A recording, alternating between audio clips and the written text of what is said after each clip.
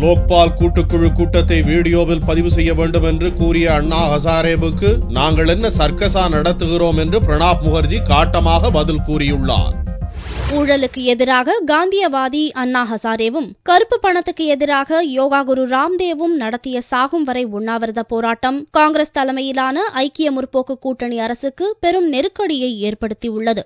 மேலும் மத்திய காங்கிரஸ் கூட்டணி அரசில் ஊழல் மலிந்துவிட்டதை போராட்டங்கள் வெளிப்படுத்தியுள்ளதால் காங்கிரசும் ஊழலுக்கு எதிரான போராட்டத்தை கையில் எடுத்துள்ளது.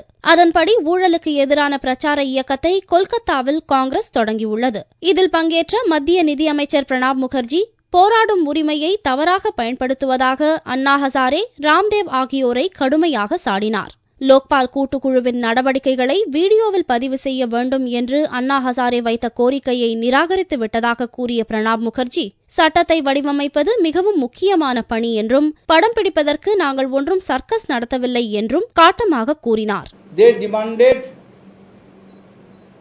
videography of the entire proceedings. I said, I'm sorry. Drafting of legislation is a serious job.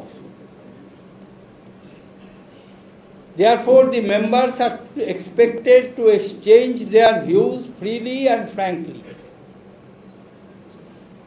We are not staging a circus.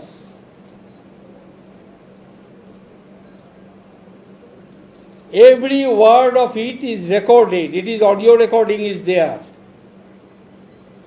As and when it will be needed,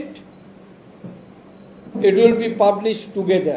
தேர்தலில் மக்களால் நிராகரிக்கப்பட்ட பாரதிய ஜனதா போன்ற சில கட்சிகள் நாடாளுமன்ற ஜனநாயகத்தை அழிப்பதற்காக முயற்சி செய்வதாகவும் பிரணாப் முகர்ஜி குற்றம் சாட்டினார்.